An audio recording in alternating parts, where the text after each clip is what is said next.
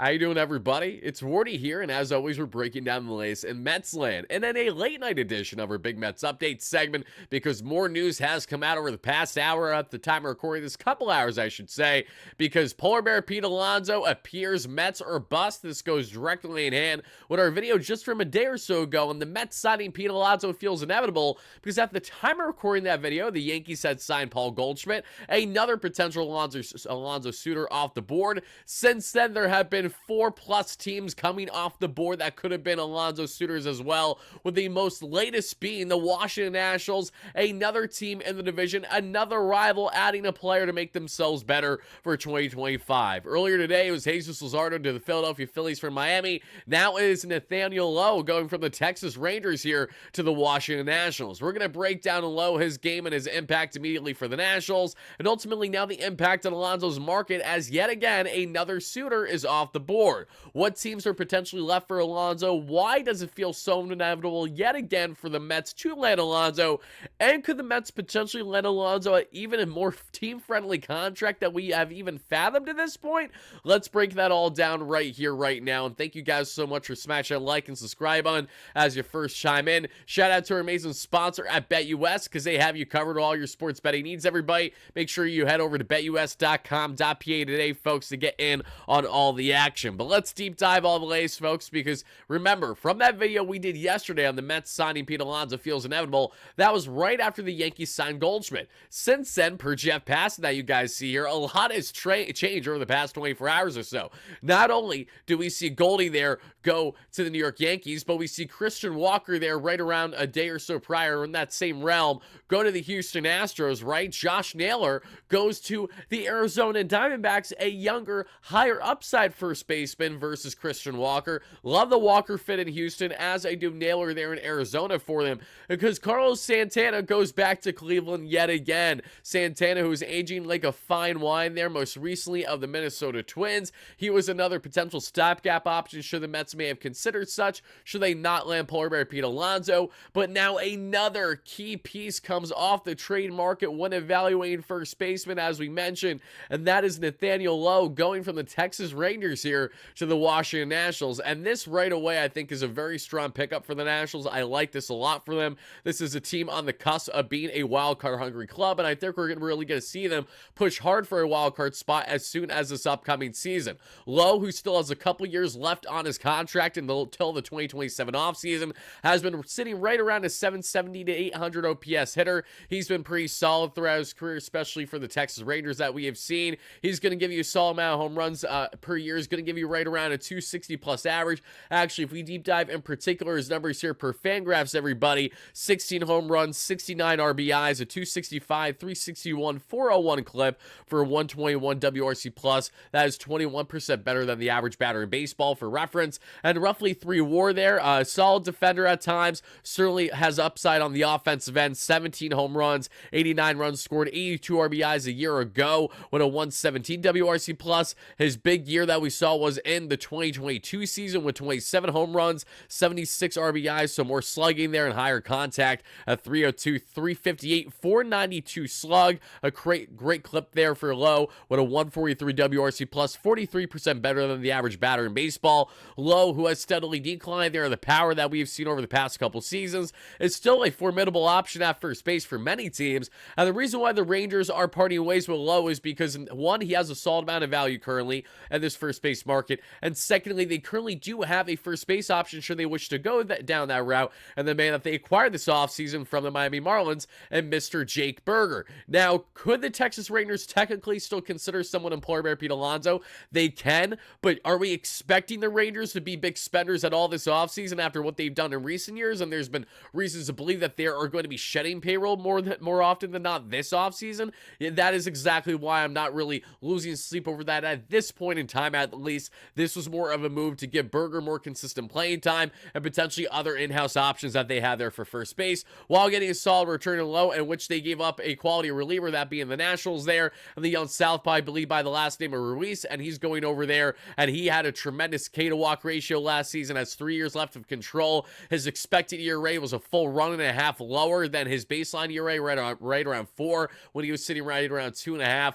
Great pickup there on the bullpen front for the Rangers. I think that they could have done a little bit better for Lowe, but maybe I'm wrong considering that he hasn't been on a terrible decline, but there has been a little bit that we have seen on the power since that breakout year. I should really just say the 2022 season is the anomaly out of the 4-year stretch, because he's had 18, 17, and 16 home run seasons, 127 home run season, all around the same amount of RBIs for the most part. And when looking in the OPS ranges, they really haven't wavered all that much outside of the 2022 year. When looking at the slugging, he's been pretty consistent in getting on base there, his average and his slugging. So this is a guy that, again, we can expect to be a pest against the Mets without question. And I'm not looking forward to that. I'm never looking forward to a rival, especially a young, hungry one, and the Washington Nationals trying to make themselves better. That is never a good thing. But what is a good thing, at least if there's any upside to this current factor, it is that this is yet again another team that is potentially out of the bidding now for Polar Bear Pete Alonso. And that is the entire point of today's discussion here, folks.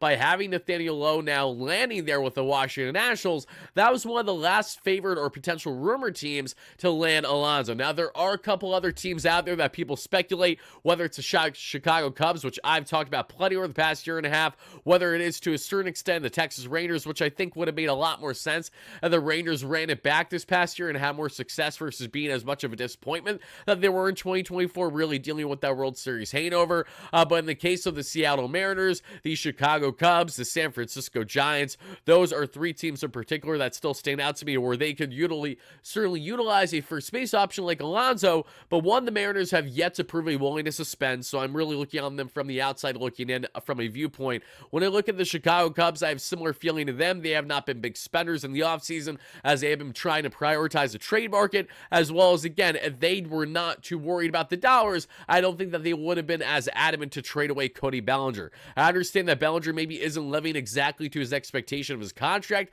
but he's still a very solid option for them, in which he can play multiple positions. Even if he doesn't play them all at an elite rate, he can certainly do it at a solid one, and Bellinger, I think, is going to benefit greatly there from the short porch now in Yankee Stadium. And then when you look at the San Francisco Giants, listen, they're a team that has been making big splashes each and every offseason. I haven't necessarily agreed with all of them. Willie Adames is a true shortstop, and they need that, but how's Willie going to fare in that certainly pitcher's ballpark there at Oracle, along with Adames, who has really fluctuated with his defensive numbers throughout his career? How's he going to age there? I know that Matt Chapman is certainly not going to hurt to be paired alongside with him for the next number of years, but for Buster Posey to make a splash like that, I have both optimism and skepticism with that. Are they willing to make a bigger one now, potentially, or similar to landing Pete Alonso on a multi-year deal? But are the San Francisco Giants really willing to go down a route where it's completely separating the Mets from having a potential chance to land said player in Alonso? And I just don't foresee that to be the case. I don't think we're going to see them in a position where, okay,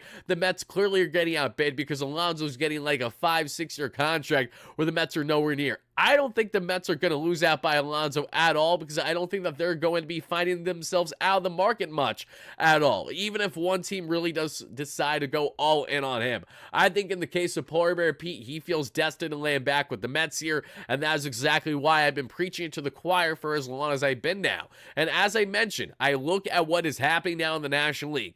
Pretty much every single team outside the Colorado Rockies, outside of the Miami Marlins, and outside of, I think you could say to an extent, the St. Louis Cardinals, because they're retooling right now, especially if they get rid of Nolan Arenado. You could say everyone else in the National League, for the most part, is a fringe wildcard team or a true playoff caliber team, and plenty of them aren't going to make playoffs, even with this wildcard format, because of how many good teams we simply have in the National League. Simply put, if every NL team went toe-to-toe against all the American League, they would absolutely stomp them 9 times out of 10. There's so much depth in the National League right now. Naylor going to the Diamondbacks makes the D-backs better, in my opinion, than what they would have had right now in Walker to an extent. Not a drastic one, but there is higher upside, higher ceiling there. And in the case of Nathaniel Lowe, that is a fantastic get over what was just Joey Meneses a year plus ago or so. So they definitely are looking in the right direction when you look at the Nationals, especially with C.J. Abrams, James Wood or so, and you have Keeper Ruiz, who I still have a lot of high optimism in, Mackenzie Gore, a lot of these key pieces from the Juan Soto trade.